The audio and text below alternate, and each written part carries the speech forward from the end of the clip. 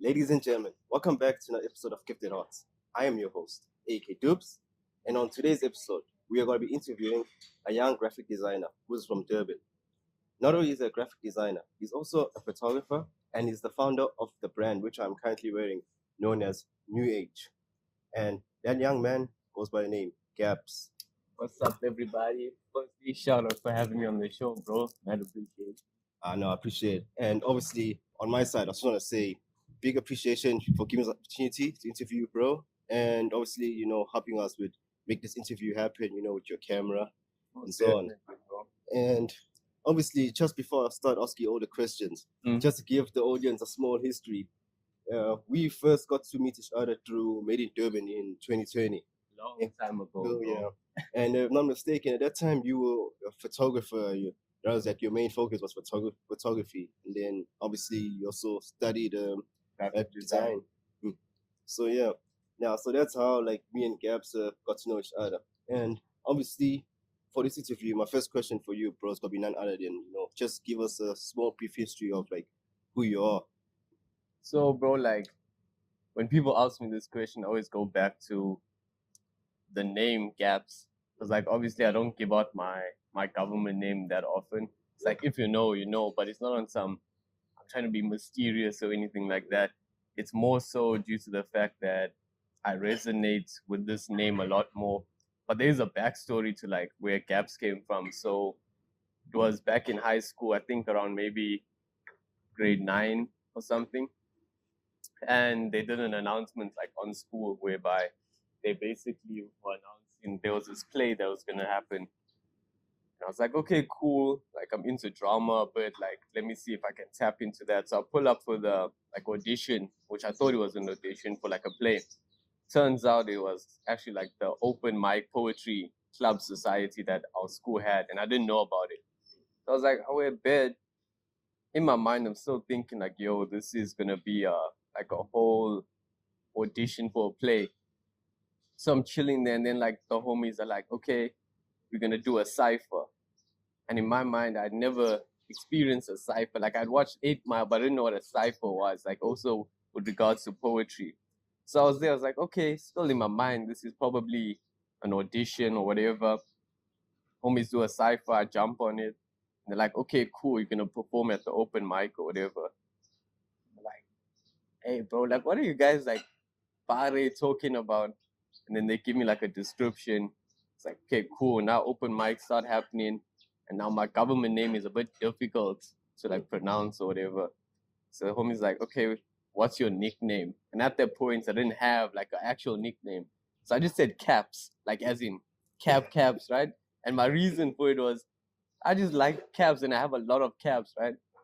But the homies didn't hear that. I also had gaps in my teeth, so they assumed I said Gapz.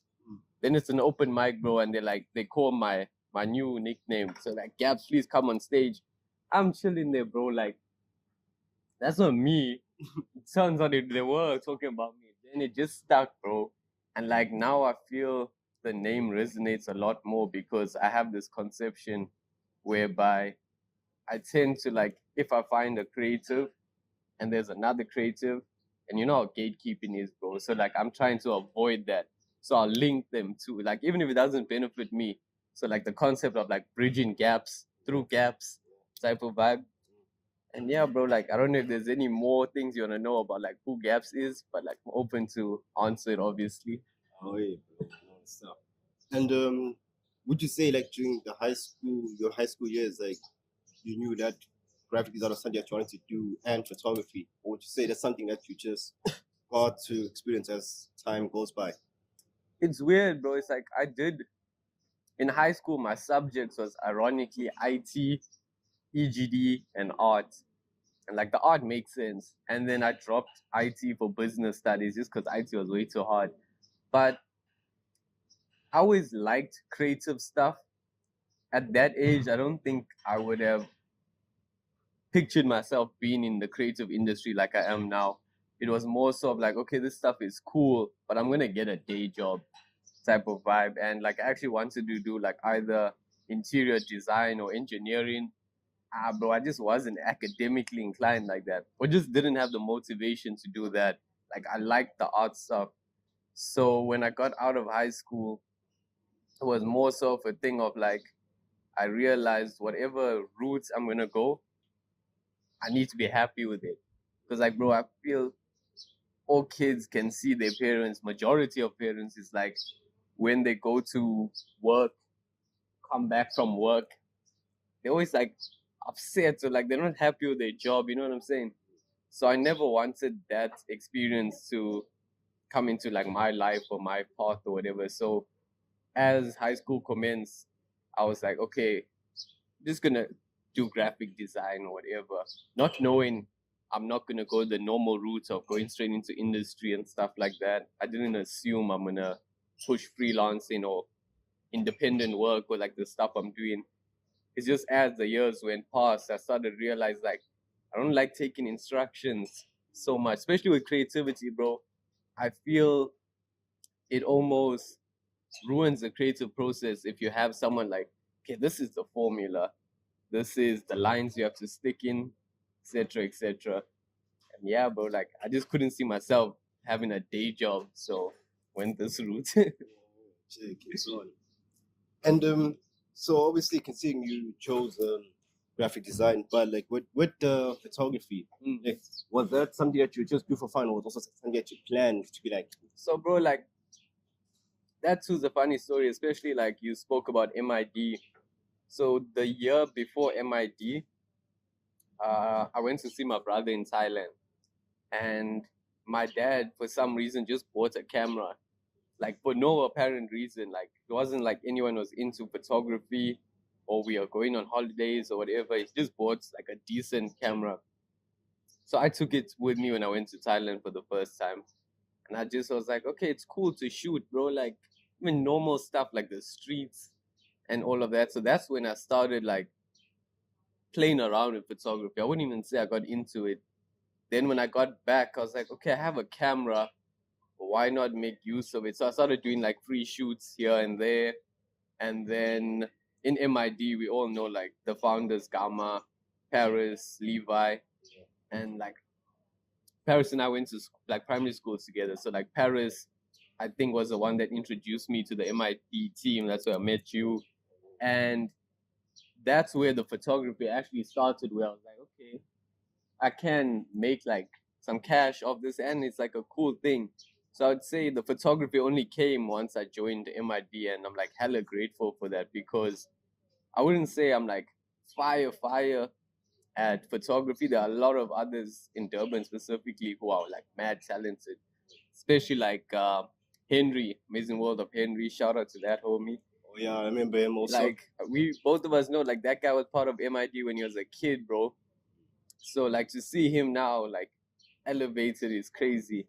But for me, the photography was just like, okay, I think I have a small eye for certain things. Like I'm not great or anything at photography, but I would say I take better pictures than someone who just has an iPhone, if that makes sense. Oh yeah. You know, like people have this perception, if you have an iPhone, you're the photographer. I'm like, no, bro, I can also do it. You know what I'm saying? Oh yeah. But yeah. No, I check, man. Now, obviously, as you can see, I'm wearing your brand new age, which I brought in the recent event that was hosted here in Durban, Street Fest, yeah. And obviously, I'm not mistaken, you also did the posters, right? You did Yeah, bro. Like that was such a dope opportunity. I wasn't gonna lie. Like I do work with a lot of people in Durban, like graphic stuff or like poster stuff. But that opportunity that came from Street Fest, I have to give thanks to like who Junior, or like otherwise known as Glow Boy, because I work with him on some design stuff, and like that homie is the definition of like creative currency. You know what I'm saying? Like putting other homies on. So like he's the one that got me into that. And the way it worked was there were other designers that were also like trying to get the gig. And the save the date poster was actually like the trial run.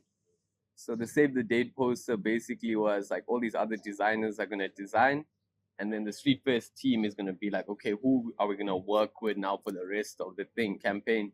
And then thankfully they chose my one. And then I continued with the rest of the campaign rollouts. Oh yeah, man! Shout out to the FYI team, bro. Yeah, bro. Yeah, and if not mistaken, wait, FYI is the event, but FY is the event, and then their whole team, I could say, is like House of 30. Yeah, House or of 30, whatever. So like Beach Day, all of that falls under House of 30 for them. So they're cool, bro. I mess with them a lot. Oh yeah, and then of course, yeah, back to the brand now. So the question that I wanted to ask you was, how did you come up with the name New Age and so on? And if not mistaken, New Age is not just obviously like a fashion clothing brand. It's also like you New brand Age where is people a can come whole- to you for like design or do photography for them. When I get asked like what New Age is, like I'll get back to the question of how it started, but like when people ask what is New Age, bro, for me it's always like I find it cool that I don't have a proper definition of it. Like even the team that I work with, like we don't have a definition. Like we do have a motto, like in the joy of others lies our own. Like that's a quote from like a past guru of mine. But like our main slogan is like by the community for the community, or by the homies for the homies.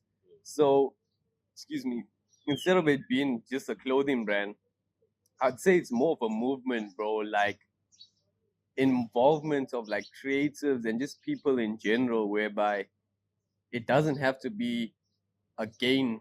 Like I don't have to gain something from helping someone out or whatever. Like obviously, bro, with every business or brand, finances is like your main thing as well. But like with New Age, I think it's more about building and cultivating a good community, bro, of like creatives from various avenues. So that's why even though like I don't make music or like don't have the skill set regarding music, I like to still be involved. Like right now, I'm kind of managing the kids next door. They did their first big performance at Street Fest.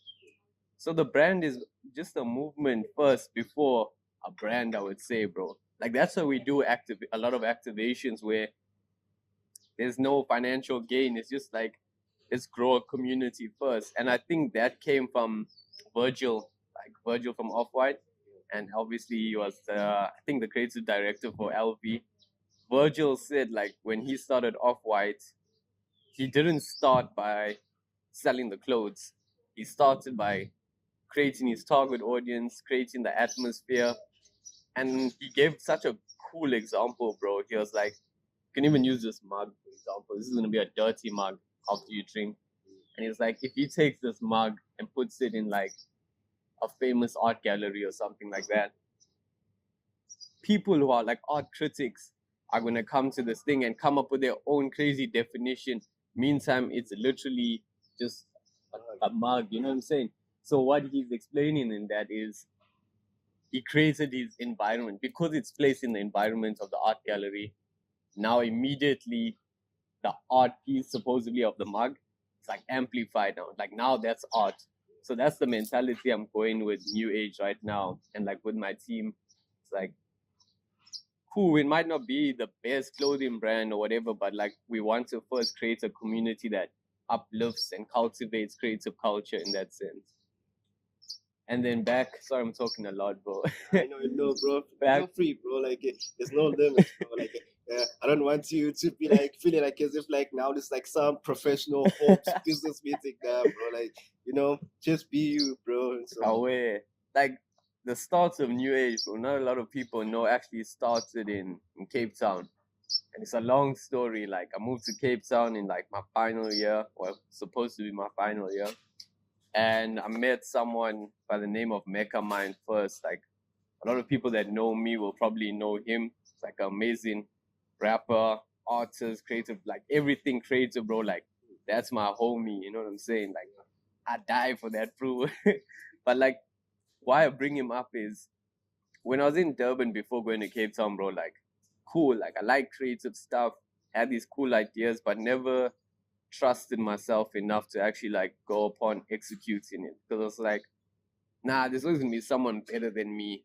Like I always had this competition mentality that he like kind of removed. He was like, nah, Gapz, like you fly, bro. Like just there's nothing wrong with just trying. If you fail, at least you tried, you know what I'm saying? So in Cape Town is where I think I started peaking in creative culture and stuff like that.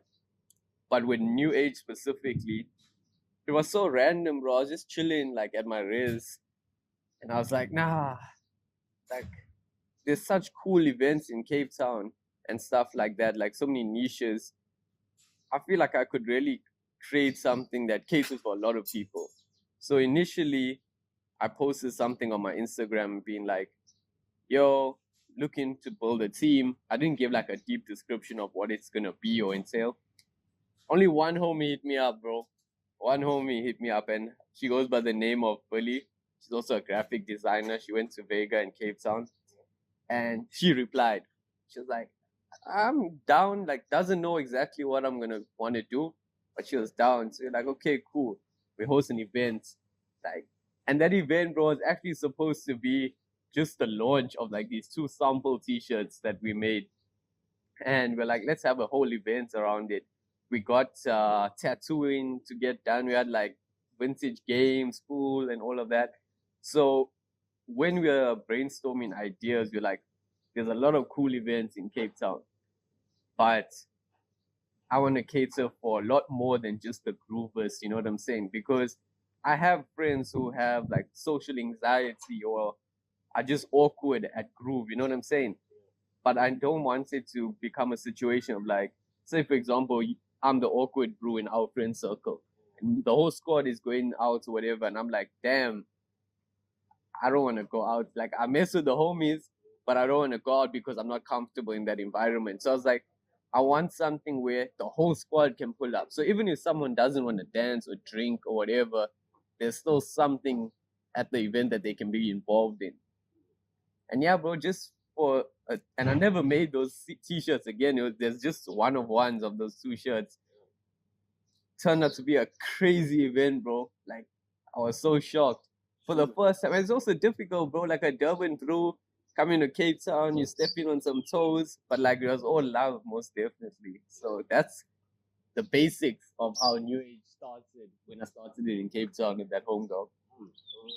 And on your side, considering obviously you have that experience of being in Cape Town, what would you say has been like your experience being there versus here? Because, and by the way, in case for you all also do not know, besides obviously the new age, the photography and all that stuff, you also do an event every month known as Full House, along with Tariq and Groove Child. Yeah. So how did you say like your experience having to have done that and so on? I won't lie, bro. It's a bit difficult, especially when like I have New Age and that team, and then I have a Full House and that team, and that I'm involved in.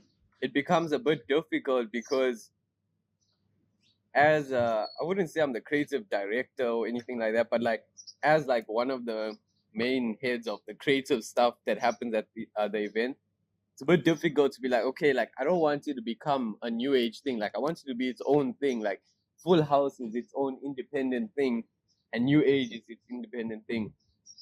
But in terms of how it is, but I think it's really cool. Like we have our ups and downs in terms of Full House, but it's really a nice environment whereby it's a Thursday, and like a lot of people like the club, but it's a Thursday yet again.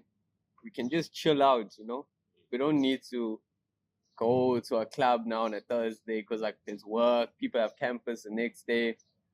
And ironically, bro, I don't know if a lot of Durban people know this. First Thursdays, even though it's popular in Cape Town, like hella popular, it started in Durban, like back in Station Drive, like before COVID. Like that's where the origins of First Thursdays started. It used to be like a proper thing, not just like 1 or 2 people are doing a First Thursday event. Like First Thursday was a thing, bro. Like restaurants, bars, creative hotspot places, all of that. But yeah, bro, like Full House, like obviously there's a team of us, but for me, I feel it's a nice way to give back to creatives who still need, not necessarily need to build, but want to build more of a following or get more recognition. Like it's a free event, bro. Like we're not charging entry and stuff like that. Yo, so now, bro, now we're gonna move on to like another main question. That's gonna be none other than what would you say are or who are like your inspirations when it comes to the work that you do? So, bro, like that question is kind of difficult because I dabble in various creative avenues, like a bit of this, a bit of that, you know. And it's hard for me to actually allocate, like, okay, for art, who is my inspo, like, what is my inspo, and then, like, for events or like fashion and stuff like that. But I draw my inspiration from a lot of creatives' work ethic and like the manner in which they conduct themselves. So even if it's not necessarily in the same avenue or industry that I'm in, I just see someone, I'm like, okay, I like how they do this stuff. So like my main one will always be my big homie, Mecha Mind. I don't know if I gave him a shout out early on, but like shout out to Mecha Mind. He also dropped a new album recently called Fruit Snacks. You guys must check it out. And others will be like Doughboy Maclera, right? And I'm not even in music like that. Like I'm involved with artists, but like Doughboy Maclera, bro, like I don't understand majority of his songs, but I know it. But his visuals, bro, are like there's like memoirs. Memoirs visuals are so crazy. He's like South Africa's, I'd say, and that's just my opinion. I'd say he's low key in terms of visual stuff, also catering for the South African market.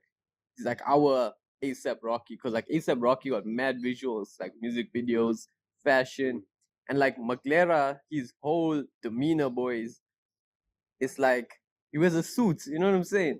And like it's so cool and all of that type of stuff. And then overseas, like Not the fight part is Mm. ASAP Rocky, even like I'm not sure if you know, he once obviously hired him for some shoot that they did. yeah, Yeah. bro, like it's you see, like creatives recognize creatives, you know what I'm saying? And then overseas will be like obviously Virgil, like RIP to him, and like ASAP Rocky, fashion wise, Tyler the Creator, more so because of his attitude. And obviously, I feel for all creatives in the industry in South Africa, we have to speak about like Ricky Rick. You know what I'm saying? Like, I honestly feel if it wasn't for what Ricky Rick was doing from the get go, because he was very like kids orientated in the sense of like, you know, putting kids on or whatever. Not to say like I'm old or anything, I'm a kid myself, but that process of like the creativeness that he has is bigger than him. I really admire that, and that's what I try to emulate in like everything I do. Like that, see, that has nothing to do with like art, right? But the mentality. So a lot of my illustrations that you see on my Instagram, I like to do it of local creatives. Like I did one of Junior, Skinny, Xander. I think I've done one of Pig and like Andile from Broke Boys. And like, yeah, Also, you almost done one on LV for the yeah, LV, and, Sanse, a lot of people, bro. And the cool thing about it is like some people might look at it like, oh, Gapz is using a strategy here. But the actual thought process that goes behind that is just like giving respect where it's due. Like, oh, it's easy to do some cool illustration of like some famous person from America, but like growth starts in your city first or your country. So I even have like, I don't know if you've noticed, but there's a lot of illustrations like the ones of Asante, Junior, Skinny, all of these brews, like a lot of my recent stuff. The heads are huge, right? Like very cartoony, the body is small. So there's like a hidden message with that where I call that collection like egotistic. And people might perceive that title as like, you know, rude, but they have big heads. So like in society, like if you tell me Gapz, you have a big head, I should take offense, right? Because it's like, oh, you think I'm arrogant. But my version of the egotistic collection is like I'm doing big heads for people who can have a big head. Like it's one thing to have a big head, but if you can back it up, I think it's valid. So like a lot of the people I do, I tend to like respect what they're doing, even if it has nothing to do with what I'm doing. Just like I peep what you're doing, bro, and I mess with it heavy and respect it. So that's why. So I also want it to be a thing of like eventually in the future, like this weekend I have an exhibition with a brand called Houseway from PMP. And the thing is, bro, like I want it to be an uplifting collection whereby people must actually feel nice if they see a piece done by them. Obviously, I'm not charging anyone, it's just like for fun. But I also want like a standard, like not anyone can just be done on the egotistic collection. Yeah, bro. Well, that's quite impressive to hear, bro. And now, obviously, we're gonna to like move on to another main question that we often ask here, and that's gonna be none other than what would you consider are your struggles? And just to perhaps make it easier, yeah, I'm probably gonna divide it like this. Which one would you say is harder for you, the creative side or the business side? Uh, you got some good questions, bro. Um, I'll break it down first. So, like the creative stuff, I feel I got the stress levels of it on lock in a sense. Like it does get stressful, bro, especially as a freelancer when I got clients, and a lot of these clients tend to know like your Gapz works fast. Like it's a good thing and a bad thing because if I have 4 clients with that mentality, that means I have 4 pieces and stuff that I have to do quickly now. And like I don't like to rush the artistic side of it. But like I found uh like a blueprint of like how to manage it, manage the anxiety that comes with it, and also like creative block. And I'd say the financial side, bro, is a big struggle for me, as most of the funding, obviously, there's a team, but most of the funding comes from like my freelance work. And by God's grace, like my parents let me stay at home still or whatever. But like all the cash flow becomes stressful. Like if you want to drop something or do something, if you don't have investors and stuff, and like I'm open to investors. I've had people approach me with investments, but I also don't want to change myself and the brand just for cash. I feel like it's selling your soul, bro. Yeah, I get what you're saying. So I feel it goes hand in hand because if the finances are stressing me, I just go harder with the creative stuff to de-stress the finance side. But in terms of creativeness, bro, like just to go back on that, the stress that comes with it is just the stress of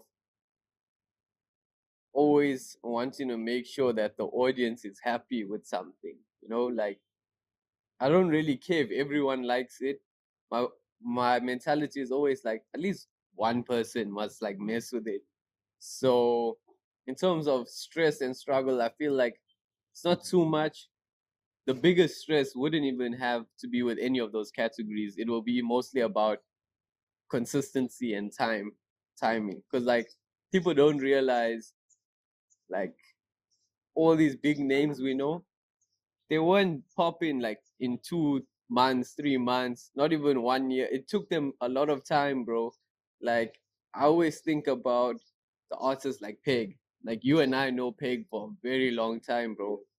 And I remember Peg, you might actually have been there. Peg when Blackie and Lucas performed at some pizza place. MRD had an event.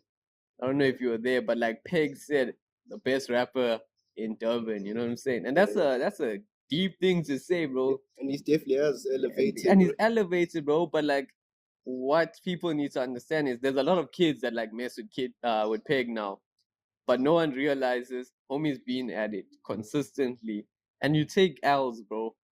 Like, he didn't win I think he didn't win the first Cotton Fest competition. Yeah, but he just dusted himself off, came back the next year, and he owned that thing. You know what I'm saying? So I'd just say, like, my biggest struggle is like dealing with the patience. Like, I know in due time, whatever by God's grace will come to me if necessary or if it's meant to be. But like, it just becomes difficult. You're doing all this work, and like, there's just baby steps, baby steps. So that's the only struggle, honestly, bro. Future, man. Now, and now we're gonna to move on to like the last main question, and that's gonna be none other than okay. So now that obviously we've got to know who you are and what your gift is, etc. Now, what would you say is the impact that you aim to make in people's lives with the gift that you have? So I'll answer that question from a creative, like as a creator's perspective, not so much as an artist or whatever, because I feel there's different avenues in which I see it. So the main thing, firstly, is like with fashion. I feel because people can see I'm very open in the manner in which I'm dressed, and also my race, bro. That's one thing I won't ever forget, is because in our country, the stuff I'm doing, there's a lot of brews doing it. Like, and they do it well, some do it better, stuff like that. But as an Indian creative, bro, it's a bit harder, I think, in the sense of your respect definitely has to be earned properly. And in the creative culture, bro, like we know what the majority is. So at first, it was very difficult for me to like, step into this. Like, yo, bro, you've been out with me. Majority of the time, I'm the only Indian person in the whole event, and it took some time to just like realize it's not a bad thing. Like I can use it to my advantage too. But with regards to that, on that topic, it'll be like, as an Indian, from an Indian perspective, I really want other Indian creatives to realize their potential as well. Because it's possible, bro, like to do things that other people are doing. And if you eliminate the thing of like, oh, my race doesn't do this, like, bro, it's a stigma. Indians are either doctors, engineers, etc., got a day job, and I'm doing the total opposite. So I want like Indian kids specifically with that reasoning to be like, okay, he's Indian, he comes from a similar background as well. It's possible for me. And then in terms of people in general, bro, I think it's more of a sense of I want everything I'm doing to basically enhance community. Like I'm talking new age now. Like that's what I want new age to start doing. Wherever like new age, last year we did a sanitary pads drive, and I'm not using it to like flex or anything, but clothing brands or brands in general and creatives don't give back to the community like that.